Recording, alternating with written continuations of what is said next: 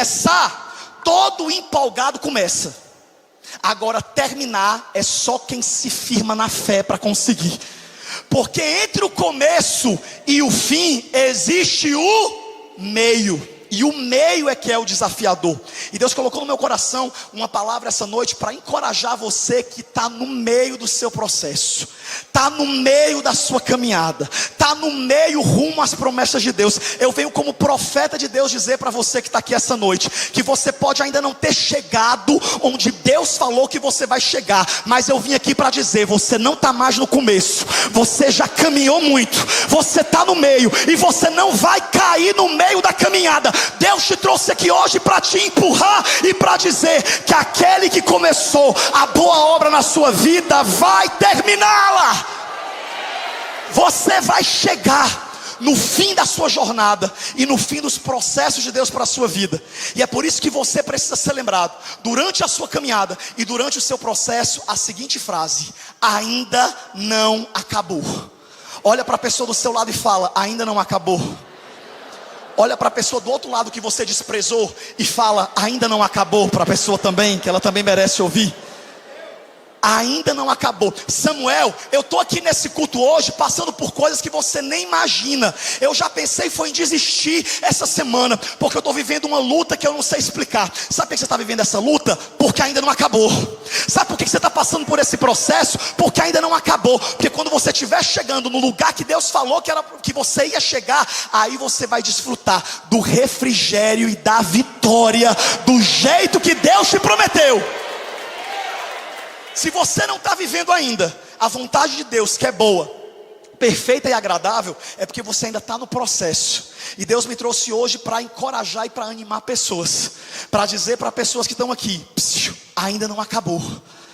Continua, persevera. E Deus ainda diz para muitos que estão aqui: você está indo bem, louvado seja o nome do Senhor.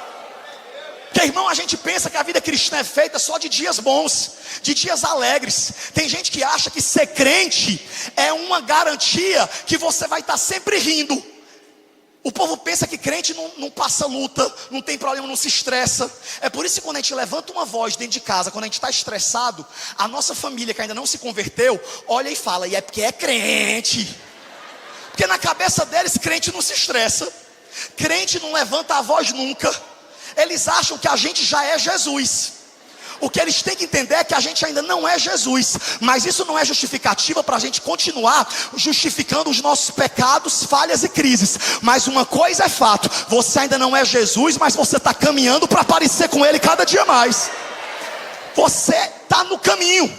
Sabe uma coisa que garante que você está no caminho? É que você pode até ainda não ser o santo que Deus vai te fazer ser, mas você não é mais o pecador que um dia você foi. Irmão, nós estamos na semana do carnaval. Tem muita gente aqui que uma hora dessa já estava com a mala arrumada. E quem tiver querendo rir, eu reconheço na hora, que eu sei que eu estou falando de você. Tem um aqui com a cara de perigoso que só, e está aqui na igreja hoje, louvando a Deus. Sabe por quê? Porque quem Deus escolhe, Deus não abre mão. E é por isso que nós temos que entender que nós precisamos ficar firme. E a gente não pode ficar se comparando no nosso processo. A gente não pode ficar querendo pular etapas. Eu sei que seria muito bom a gente já chegar no fim das coisas, porque de fato o fim é o melhor. Olha o que aqui diz Eclesiastes 7:8. Abra a sua Bíblia comigo, a gente vai ler bastante a palavra hoje. E eu quero que você abra comigo a sua Bíblia. E se você é aquele aluno dedicado que gosta de anotar as referências, hoje você vai anotar várias. E a primeira delas já é Eclesiastes 7:8. Quem sabe ler, diga graças a Deus. Pois você que sabe ler, vamos ler comigo. Eu vou contar de 1 até 3 e você vai ler enquanto eu tomo água. Obrigado. 1, 2, 3.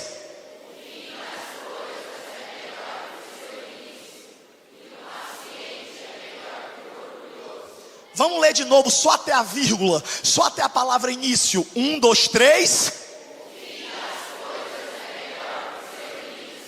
O fim das coisas é melhor do que o seu início. Isso quem falou foi o sábio escritor de Eclesiastes. Se tem uma coisa que eu e você precisamos entender, é que o fim é melhor. Isso é fato, isso é bíblico. Samuel, pois eu estou no meio e eu já estou feliz. Pois você nem imagina como é que você vai ficar quando chegar o fim. Porque se você já está feliz no meio, é sinal que você está cheio do Espírito Santo. Glória a Deus, você está encontrando motivo para se alegrar até quando não tem. Mas eu já te adianto que é o que a Bíblia fala, e várias passagens bíblicas corroboram. A Bíblia fala que Jesus deixou para servir o melhor vinho no final da festa. Então Deus me trouxe aqui hoje para te dizer: o fim é melhor do que o começo. Quem já é casado aqui, diga glória a Deus. Quem não é casado ainda, diga lembra-te de mim. Meu Deus, é forte, é muita gente. Pô, deixa eu dizer uma coisa. A gente que é casado, eu estou ultrapassando a barreira de 3 anos. Quando a gente casa, o primeiro ano, para algumas pessoas não é desafiador. Para 80% das pessoas é desafiador. Porque é você se acostumar com uma nova realidade. É ou não é? Quem está no começo de casamento, diga: Jesus me ajuda. Jesus me ajuda mesmo, é desafiador. Mas o mais legal do casamento é que quando o tempo vai passando, as coisas vão melhorando. Você vai se adaptando. Tem coisa que você vai se conformando. Aleluia. Por quê? Porque você percebe que tem coisa que você não vai mudar. E é por isso que o casamento natural para um casal que se apega a Deus é ele ir aumentando e o fim das coisas ser o melhor. E é por isso que eu já quero liberar essa palavra como profética sobre a sua vida. O fim é melhor do que o começo.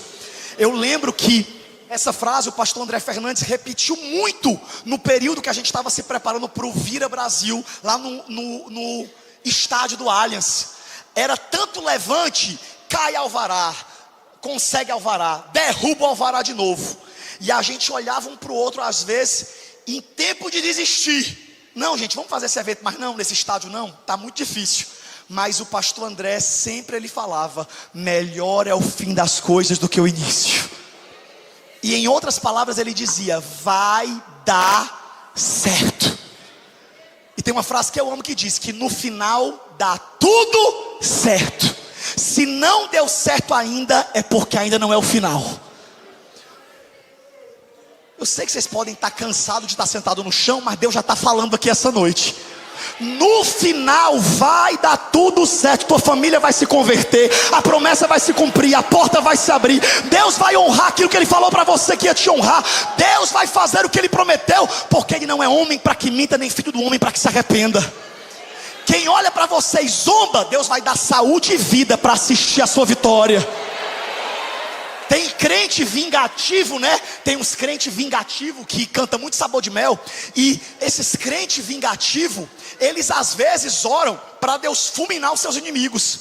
Quando alguém zomba, fala: Senhor, tu está vendo essa pessoa se levantando contra mim? Senhor, corta o fio de vida dela. Diga misericórdia. Irmão, nós estamos num período da graça. Jesus morreu na cruz por nós. A gente não pode desejar a morte de ninguém não, pelo amor de Deus.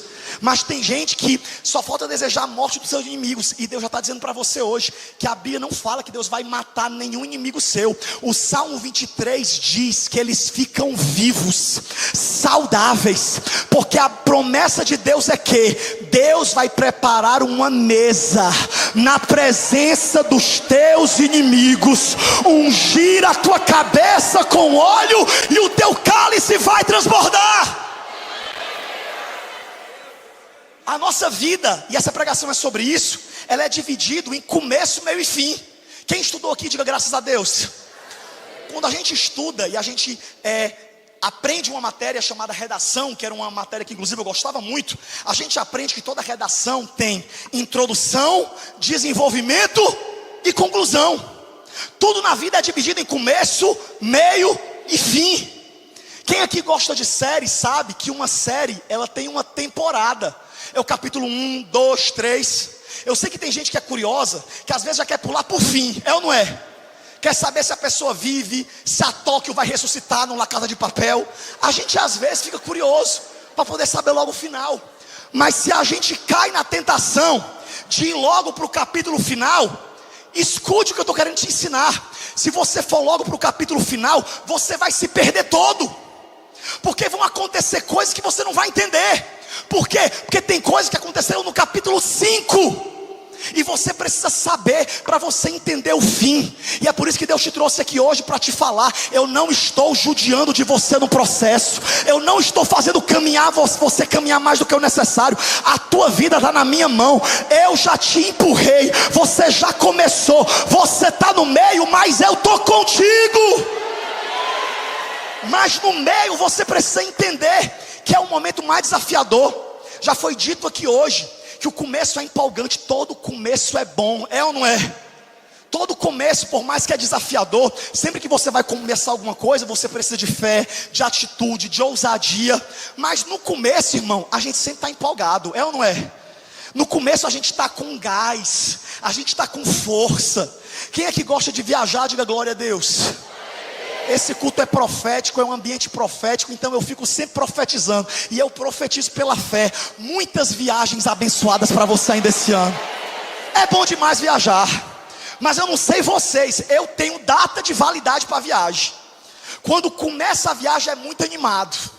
A Thaís mesmo, a bichinha ela é conformada, porque quando a gente viaja, viagem de casamento, que a gente sempre tenta fazer uma viagem bem top de comemorar ano de casado.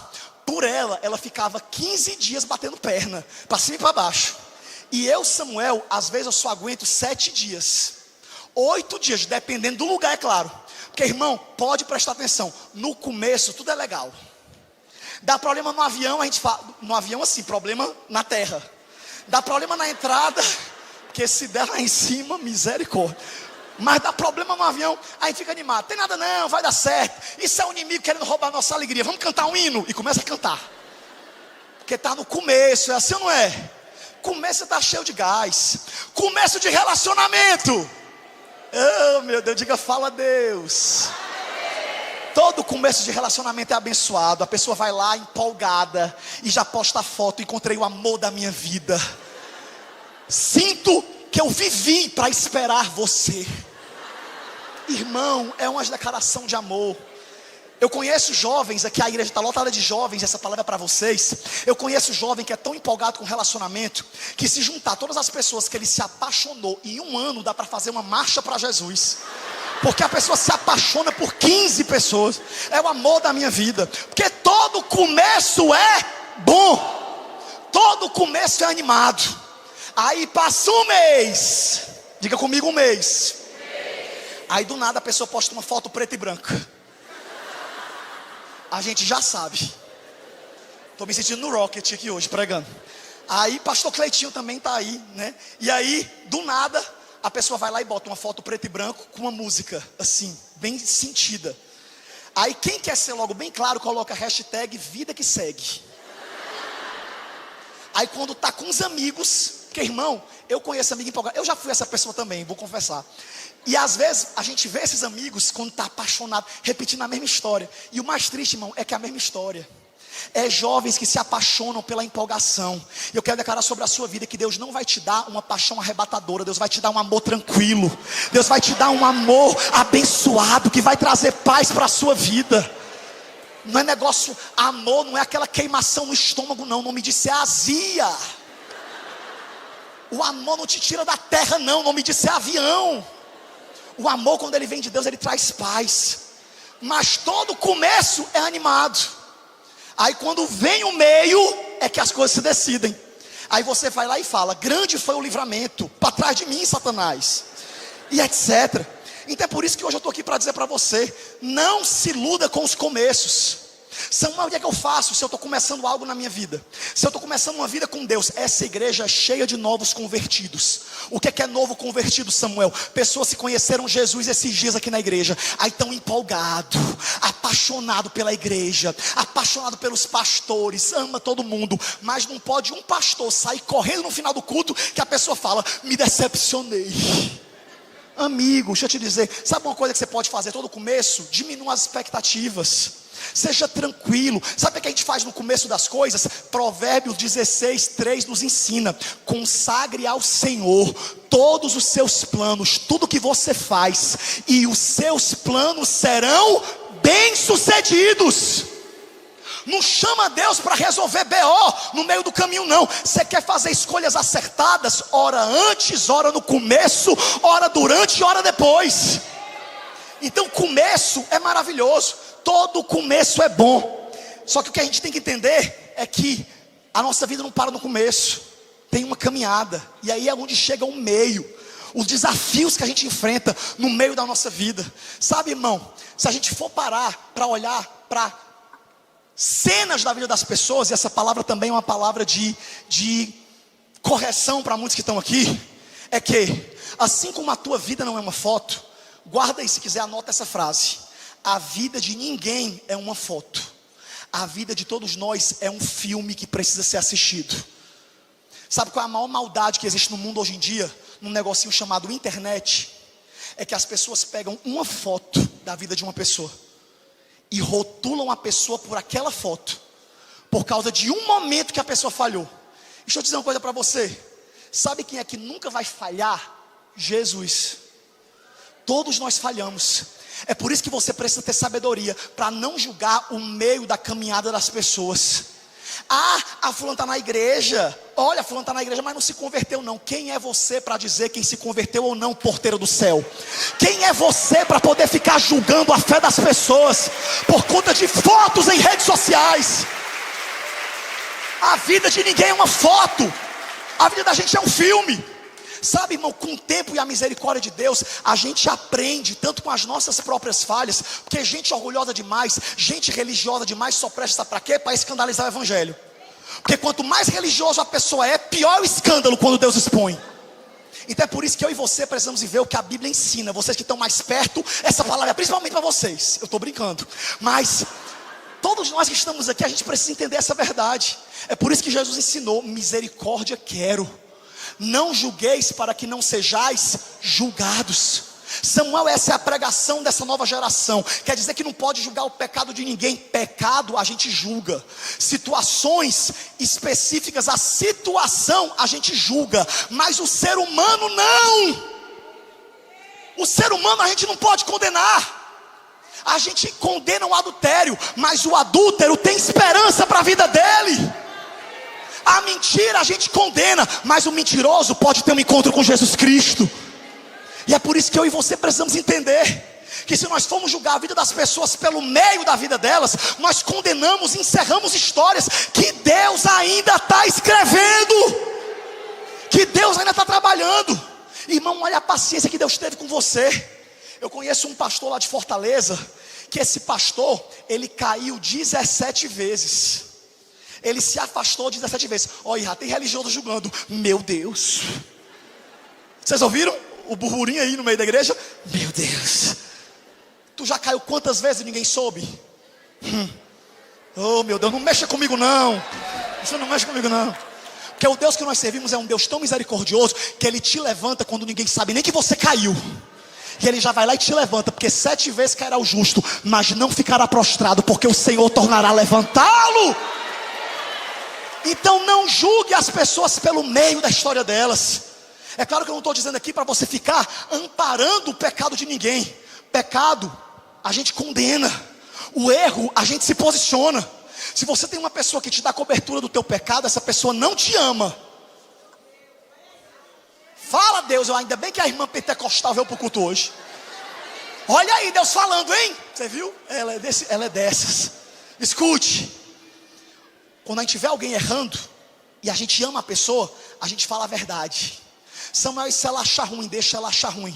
Porque amigo de verdade não é o que passa a mão no teu pecado, é aquele que se coloca no meio.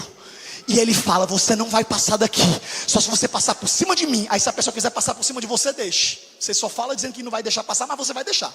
Mas você tenta impedir. O nome disso é amizade. Eu confio muito mais em Pedros explosivos que falam a verdade com sinceridade do que em Judas silenciosos que traem com um beijo.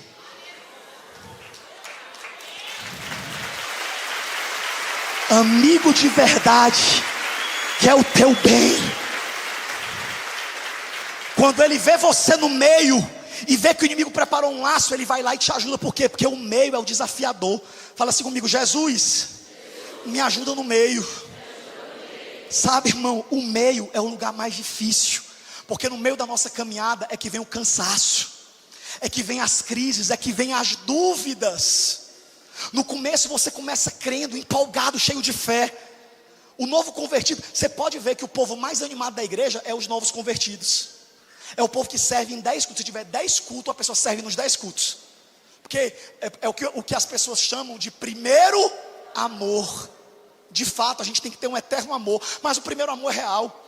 Quando a gente conhece Jesus, a gente fica impressionado com o amor dele por nós. A gente quer devolver esse amor. Eu me lembro quando eu era novo convertido, o meu primeiro ano de crente, eu tinha medo de cuspir no chão e ficar no arrebatamento. Às vezes eu cuspi e falava: Senhor, perdão Senhor, eu machuquei a terra. Por quê? Porque no começo da nossa fé, a gente tem medo de tudo. É assim ou não é? Mas no meio, você começa a fazer concessões. No meio o inimigo começa a colocar dúvidas em você e fala assim: mas não é bem assim. E aí é onde você começa a possivelmente dar brechas, a duvidar das promessas. É por isso que hoje Deus te trouxe aqui nesse lugar para te dizer: cuidado com o meio em que você está hoje.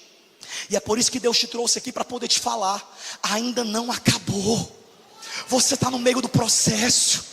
Sabe o que o inimigo vai usar para tentar te desanimar? Quem sabe teve gente que veio para esse culto para fazer prova de Deus se vai para o feriado do mundo ou não. Eu não duvido não. Nós estamos em São Paulo, igreja. São Paulo é uma cidade desafiadora, igual Fortaleza também é. É muita tentação, o inimigo chamando. Tem gente que está aqui com carinha de santo, mas só Deus sabe o que é que está programando. Olha para a pessoa do seu lado, da cabeça aos pés, sem querer julgar. Ô meu amigo, num culto de terça profética, a gente acha que todo mundo aqui é santo. É ou não é? O povo sentado aqui em pé. Esses três aqui eu não vou nem analisar muito. Mas, eu estou brincando, amigos. Gente boa, os 3 jovens da fornalha. Mas, escute. A gente não sabe os desafios que todo mundo aqui está passando. O inimigo está colocando na cabeça de pessoas. Eu já ouvi testemunho de pessoas dizendo: Pastor Samuel, teve um culto que você estava pregando, que eu decidi que aquele era o último culto da minha vida. Que eu fui lá pensando em tirar a minha vida. Eu fui lá me despedir de Deus. E a palavra falou tão forte ao meu coração, que eu decidi não fazer isso. Eu permaneci crendo, aquela palavra me encorajou. E hoje eu estou aqui para contar o meu testemunho. Aleluia. O meio é delicado. Esse lado aqui é mais crente. Vou pregar para vocês e começar a aplaudir. Samuel, ok, eu já entendi que é desafiador. O que é que eu preciso fazer então, no meio do processo? Qual é a posição que eu preciso ocupar? O que é que eu preciso fazer? E eu quero que você anote isso e guarde no seu coração, que a primeira coisa que você precisa fazer no meio da sua caminhada é lembrar das promessas. Lembre das promessas. Tanto promessas que Deus já falou com você diretamente, através de um profeta, através de um pai crente. Porque o Espírito Santo me fala que tem gente que está aqui hoje, que é filho de crente, que é a oração dos seus pais que te sustenta. Que o inimigo já tentou preparar 1000 laços para te destruir, mas sabe por que ele não te destruiu? Porque tem uma mãe de joelho clamando pela tua vida. Oh privilégio. Eu amo uma frase que diz: suas maldades são fracas perto das orações da minha mãe. Aleluia. Você não tem noção do poder que uma mãe que ora tem, para poder Deus ouvir e proteger. Então nós precisamos entender que no meio da caminhada a gente precisa lembrar das promessas de Deus. Olha o que aconteceu com Abraão em Gênesis capítulo 15, a partir do versículo 1. Coloca para mim na tela, por favor, Midianita.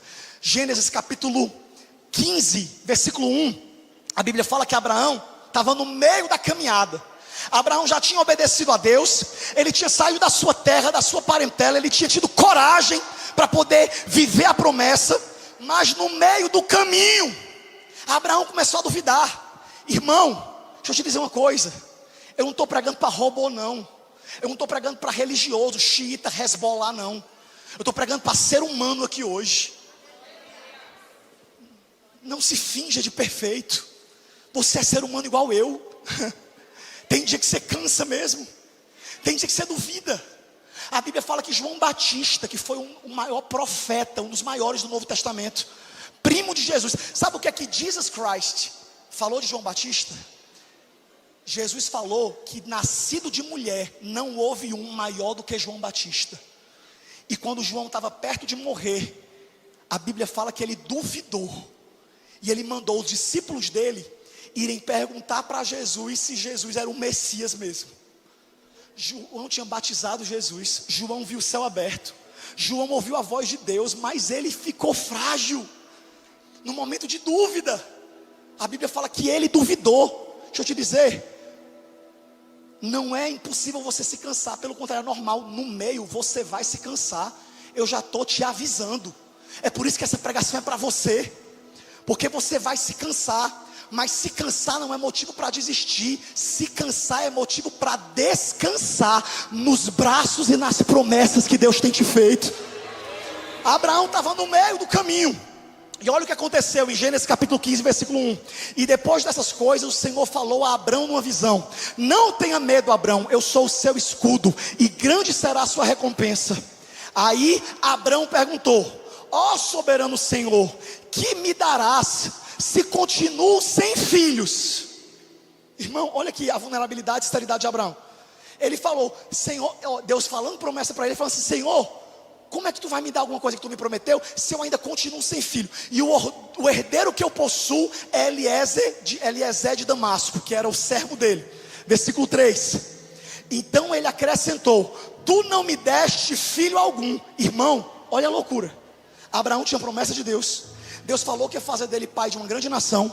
Deus falou que daria filho para ele. Ele saiu da terra dele, ele teve a coragem de sair, que já foi algo muito desafiador. Imagina largar tudo na sua terra e seguir uma voz. Foi o que Abraão fez. E a Bíblia fala que no meio do caminho ele duvidou ao nível de falar: tu não me deste filho algum. E Deus, em outras palavras, fala: calma, Abraão, ainda não acabou. Eu ainda estou escrevendo. O inimigo está querendo fazer você desistir. Quem sabe o inimigo estava querendo colocar Abraão contra o próprio Deus, para poder dizer: você mentiu para mim, você me disse que eu ia ser pai. E aí ele fala: tu não me deste filho algum, um servo da minha casa será o herdeiro. Ele mesmo deu a conclusão da vida dele. Ele falou: um servo da minha casa vai ser o herdeiro, porque eu não vou ter filho. Aí no versículo 4, o Senhor então lhe deu a seguinte resposta: o seu herdeiro não será esse. Um filho gerado por você mesmo será o seu herdeiro, porque Deus não esquece das suas promessas. E aí no versículo 5, Deus entendeu o momento de fragilidade de Abraão, que quem sabe pode ser o momento de fragilidade de muitos que estão aqui, esperando alguma promessa de Deus. E a Bíblia fala que então Deus levou Abraão para fora da tenda e falou: Abraão, levanta dessa tenda. Você está apertado, sufocado nessa tenda.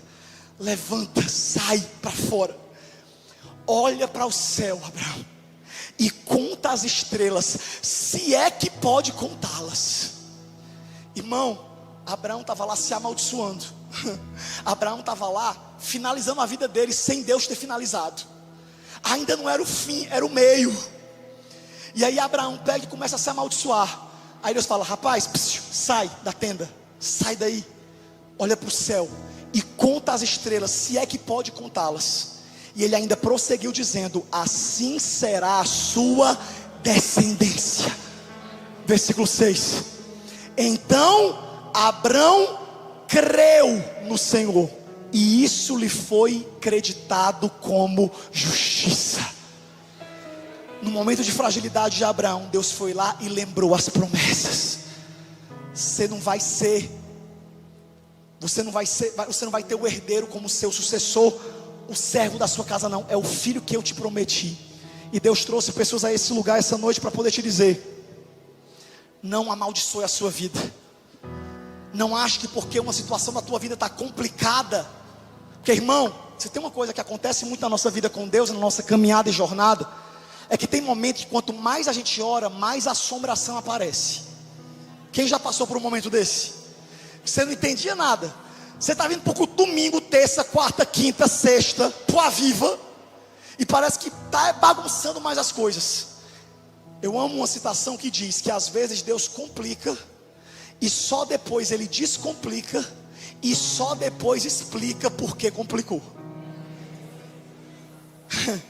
Tem coisa na tua vida que complicou, não é porque Deus te abandonou não, é porque Deus está querendo que o testemunho seja maior. Tem situação que complicou na tua vida, não é porque Deus perdeu o controle não, é porque Deus está tirando gente do teu caminho. É porque Deus está limpando, é porque Deus está preparando você.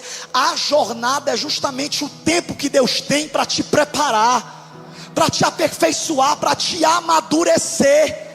E é por isso que Deus te trouxe esse lugar para te dizer: para de achar que esse quebra-cabeça todo bagunçado é a tua vida, é a forma que vai acabar. Eu ainda estou escrevendo, ainda não acabou. Deus te trouxe aqui hoje para te falar: ainda não acabou. Para de ser impaciente, para de ser incrédulo, para de duvidar do meu caráter. Deus está dizendo para você hoje: eu não sou homem para que minta. Tem momento que Deus se revolta com a gente. Em Juízes, se eu não me engano, Deus deu esse grito quando estavam duvidando dele. Ele bradou: eu não sou homem para que eu minta, nem filho do homem para que eu me arrependa. Se eu falei, eu vou fazer. Agora sabe qual é o nosso problema? É que a gente já foi muito decepcionado pelas pessoas. Muita gente, até gente que a gente não esperava, prometeu coisas e não cumpriu. Disse que estaria com a gente e não ficou. Lhe largou no momento que você mais precisou. E aí o inimigo fica tentando machucar o seu coração. Abraça ela. Machucar o seu coração para poder dizer: você está sozinho, você não tem sorte na vida, nunca você vai dar certo, ninguém serve para você. E Deus te diz: eu tirei pessoas do teu caminho para quebrar todo altar de idolatria e para te ensinar que você precisa de mim. Quando você me amar, eu vou te dar alguém que te ame. Deus essa noite te trouxe esse lugar para te dizer: não julgue o meio do processo, persevere. Olha para a pessoa ao seu lado e fala: persevere. Fala assim para ela com a cara de misericórdia e amor: aguenta mais um pouquinho, fica firme, Deus ainda está escrevendo. Lamentações de Jeremias 3:21. Vocês estão conseguindo me ouvir, gente? Eu estou meio rouco, não sei como, do nada eu fiquei rouco. Ainda vou pregar 10 vezes nesse feriado. Lamentações 3:21 fala: quero trazer à memória o que pode me dar esperança. Irmão, eu declaro sobre a sua vida que você vai parar de fazer da tua mente um lixo.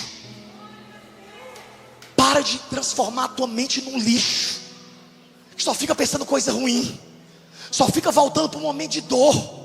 Meu amigo, se você aparentemente não tem motivo nenhum para agradecer essa noite, olha onde é que você está essa noite.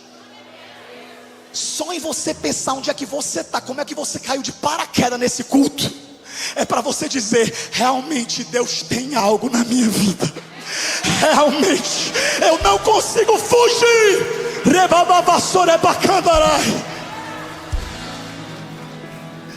Sabe o que eu amo em Deus? Que quando a gente desiste, Ele não desiste. Tem gente aqui que, se Deus fosse olhar para as besteiras que você fala, Deus já tinha te largado. Ah, irmão, eu agradeço tanto porque eu não sou Deus.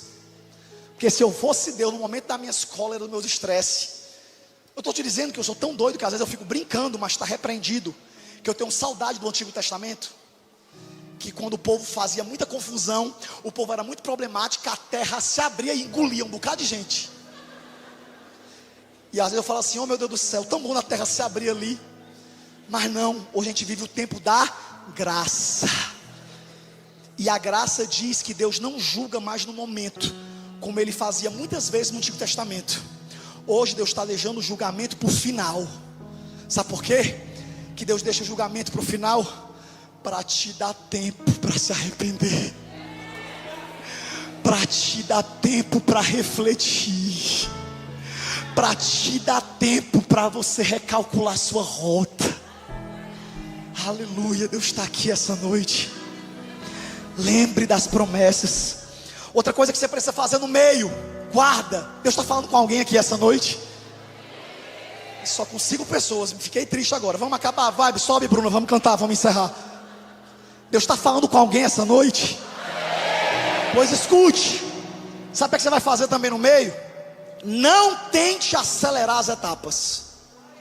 Não tente acelerar o processo. Eclesiastes 3:1 diz: há tempo para todo propósito debaixo do céu.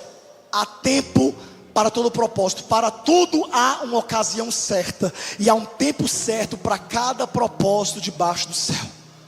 Tudo que você está passando hoje está te preparando para o que você pediu. Sabe o que é incrível? Hoje mesmo eu vi um vídeo do meu amigo Theo Hayashi. Ele dizendo que a gente às vezes pede uma bênção, aí quando a bênção chega, a gente não aguenta a pressão. Quando a pessoa é solteira, Deus me dá um marido. Aí quando chega em casa, está lá o marido dando trabalho, precisando de paciência. Tu não pediu? Quantas mulheres falam, Deus me dá um filho, me dá um filho. Pois se prepare que com o filho vai vir muita fralda suja. Vai vir muita noite sem dormir. Senhor, me faz conhecido. Eu quero que todos vejam a tua glória na minha vida. Senhor, tu tem uma promessa que vai me exaltar. Todo olho me verá. Terra, terra, terra. A pessoa quer ser famosa. Pois eu dizer, tu quer fama? Tu quer influência? Tu quer plataforma? Pois se prepara para a perseguição. Se prepara para todo mundo ficar procurando mentira para falar de ti. Que prego que se destaca leva. Olha o que a gente está vivendo na Lagoa em Alphaville. Irmão, a gente que é membro, glória a Deus que a gente que é membro dessa igreja, que faz parte, a gente só ama essa igreja cada vez mais, para a glória de Deus, é assim ou não é? Mas gente invejosa, gente problemática, está aí criando 1000 coisas. E eu amo que o nosso pastor André Fernandes, ele tem 37 anos. 37. Eu tenho 37 também. Só que eu sou uns meses mais velho que ele. Vou fazer 38 antes dele. E mesmo ele sendo jovem desse jeito, tem coisa que a gente fala, ele devia responder isso aqui, ó. Meu Deus, isso aqui não tem como passar não. Faz um vídeo aí, mostra provas, passa na cara dos demônios. Mas aí vem a Bruna Carla, num culto desse, aí só para poder atrapalhar os planos da vingança, tô brincando, da resposta, canta e lembra a gente: meu advogado é o meu Senhor, Ele me defende do acusador, minha causa eu já entreguei nas suas mãos, posso descansar o meu coração. O justo não se justifica, quem tem advogado não precisa falar nada. Deixa Jesus te defender. Aleluia. Sabe qual é a melhor resposta? Os frutos. O mundo fala contra fatos, não há argumentos. Mas eu falo contra frutos, não há argumentos. Então, essa noite entenda: tudo que a gente passa tem um propósito. Se você está sendo perseguido por uma pessoa do seu trabalho, quem aqui já foi perseguido por uma pessoa do seu trabalho? Do nada a pessoa começou a olhar para você com a cara feia. Você nunca fez nada com o espírito sem luz, e do nada ela começou a brigar com você. E você não entende. Meu Deus, o que é que eu faço para esse povo ter raiva de mim gratuitamente? Sabe o que é? Coloca na tua cabeça uma coisa: a Bíblia diz que a luz não se une com as trevas. E se Deus te levantou para ser luz, a luz que você é no seu trabalho vai denunciar quem está em trevas. E por causa disso vai haver um levante natural contra você. Mas você não vai ter medo, sabe por quê? Porque Deus te preparou no meio. Deus te fortaleceu no processo. Deus te avisou que você ia passar, mas o Senhor vai passar com você. Então, não acelera as etapas. E por último, para encerrar, glória a Deus. Para encerrar, ai não, tem 2 pontos ainda. Eu pensava que era só mais um. Mas já está tocando a banda. Isso aqui é para enganar vocês, que a gente está acabando. Não, mas já vai acabar mesmo, sério. 5 minutos a gente termina, estourando 7, no máximo 10. Olha o que é que fala aqui. Abacuque 3:2. Coloca na tela. Abacuque 3:2. Abacuque, o profeta, orando, ele diz: Senhor, ouvi falar da tua fama, tremo diante dos teus atos. Senhor, realiza de novo em nossa época as mesmas obras, faz-a conhecida no seu tempo, na tua ira lembra-te da misericórdia. Isso aqui é uma versão que só Deus sabe qual é, mas a versão que eu li e que é mais famosa de todas é a versão que diz: aviva, Senhor, a tua obra no meio dos anos, e no meio dos anos a notifica. Você quer saber como é que você vence o meio? Você quer saber como é que você não desiste no meio? Busca avivamento, vá se encher do Espírito Santo. Em vez de você ficar procurando na internet o que é que estão falando de você, vai se ajoelhar e vai ouvir o que é que o céu está falando ao teu respeito.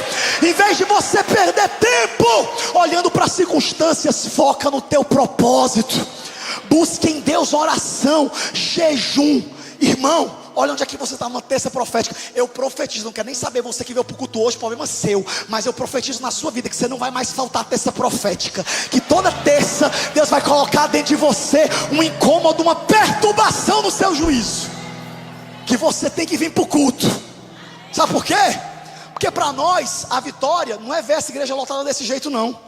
Não é sobre lotação, é sobre saber que cada um de vocês não vai sair desse culto da forma que entraram. É saber que essa palavra está te encorajando, está te lembrando, está te avivando. Então que em nome de Jesus você busque avivamento, que você não desista. E por último, lembre, e eu encerro com isso, lembre-se que ainda não acabou, e que o que você pensa que é o fim é só um novo começo. Eu caminho há 22 anos com Deus, e eu já passei por algumas situações na minha vida que eu falei: agora acabou, agora já foi. Pode até aumentar o teclado, viu, amigo, que eu estou terminando, e eu preciso da tua ajuda para poder eu entender que eu estou terminando.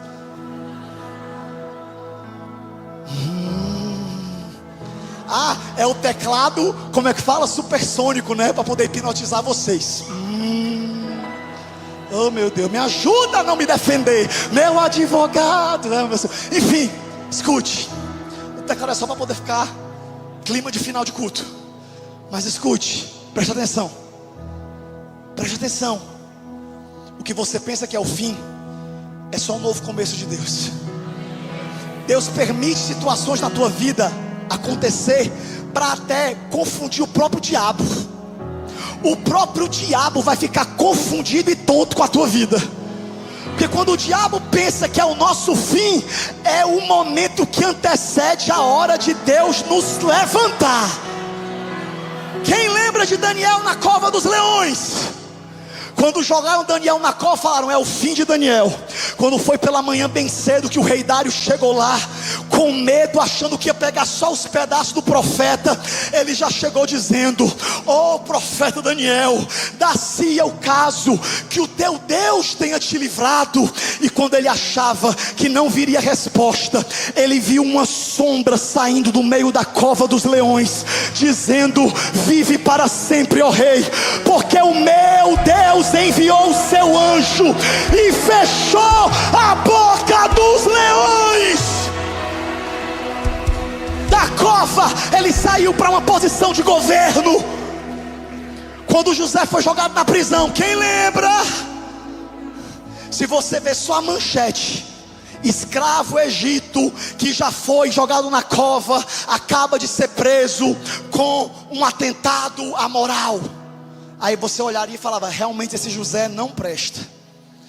Mas sabe qual é o detalhe sobre a vida de José quando ele foi para a prisão? Sabe qual é o detalhe sobre José quando ele foi para a prisão? Ainda não acabou. A prisão de José não era o fim de José. Talvez até José passou pela cabeça dele: realmente esse é meu fim. Mas a Bíblia fala que da prisão José foi chamado por Faraó e assumiu o governo de todo o Egito. Essa situação que você está passando hoje, escute, é só o processo.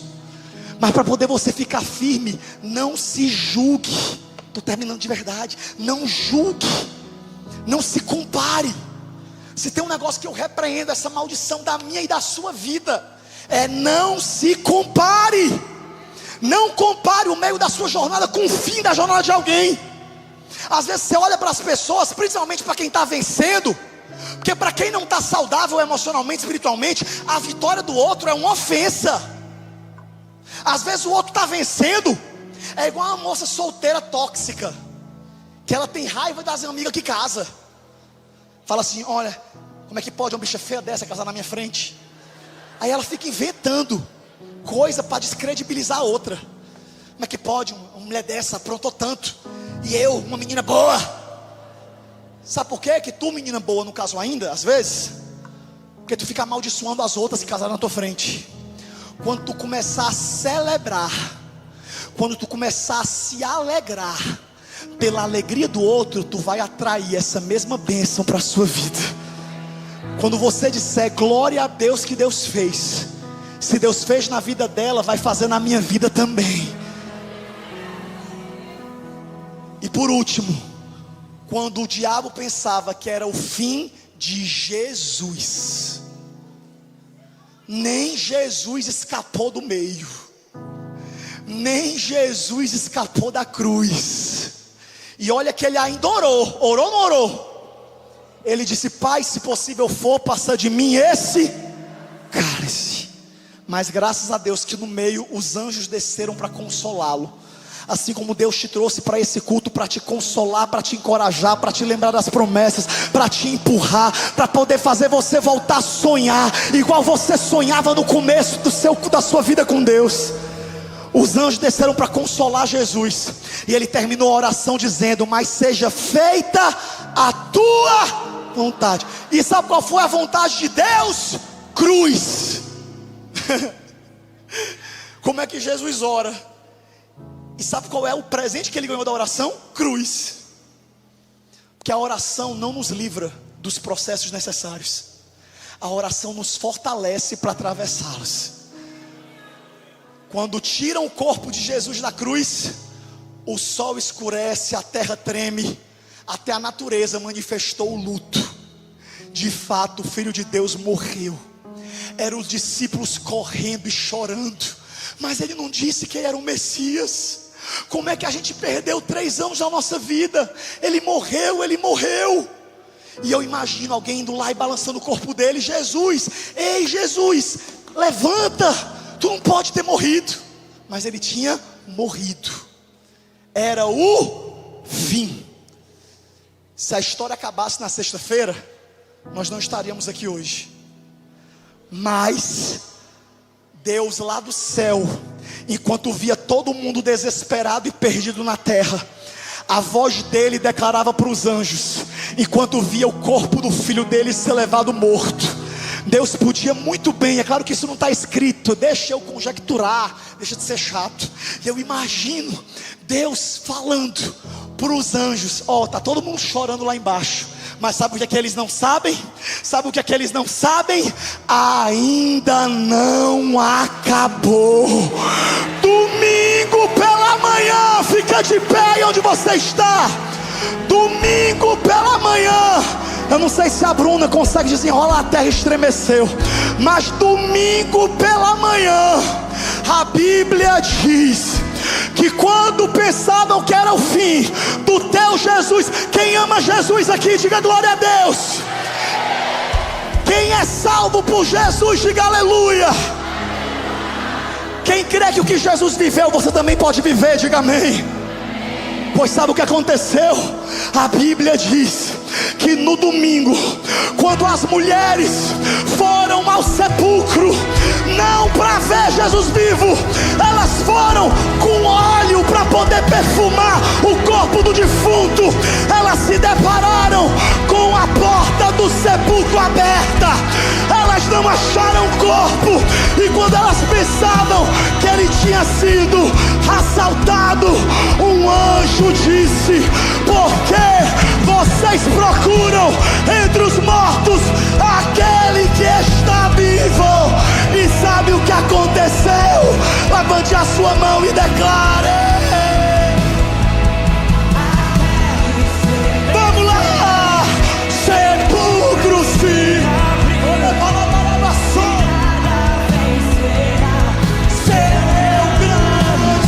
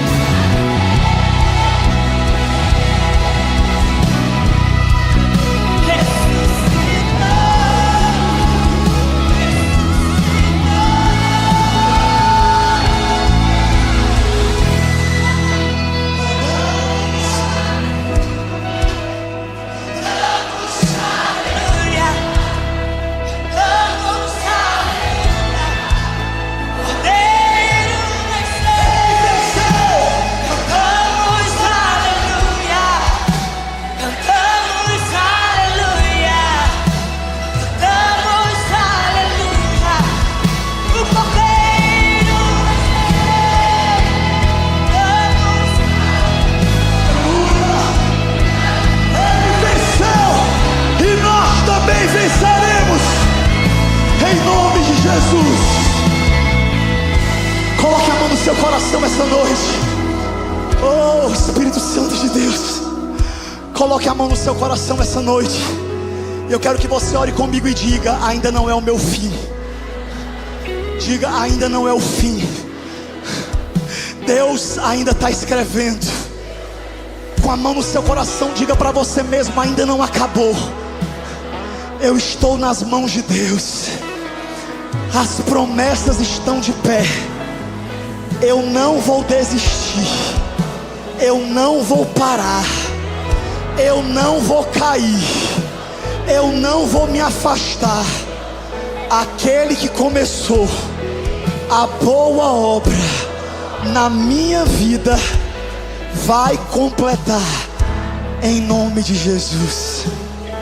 Diga comigo: a minha família está nas mãos de Deus. A minha saúde está nas mãos de Deus. Os projetos de Deus, os planos de Deus, as minhas promessas estão nas mãos de Deus. O meu amanhã está nas mãos de Deus. Minha vida sentimental está nas mãos de Deus. Meu chamado ministerial está nas mãos de Deus. Meu futuro profissional está nas mãos de Deus. E eu sei, diga mais forte: eu sei que ainda não é o fim. O melhor